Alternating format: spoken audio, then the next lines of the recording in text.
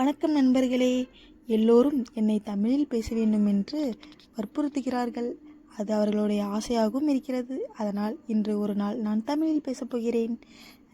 இன்று அதிகாலையில் நேரமாக எழுந்திருத்து விட்டேன். என்னுடைய சிற்றுண்டியை தயாரித்து கொண்டேன். என்னுடைய சிற்றுண்டி முட்டை பொரியல்.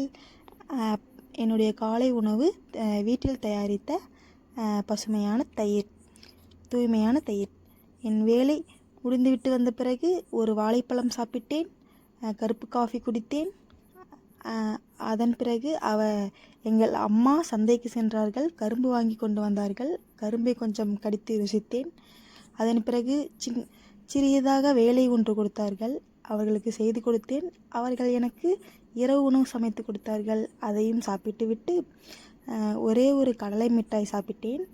அதன் பிறகு என்னுடைய இரத்த அளவு அதிகரிப்பதற்காக மாத்திரை கொடுத்தார்கள். அதையும் சாப்பிட்டு விட்டு பால் குடித்து விட்டு தூங்கிவிட்டேன். நன்றி.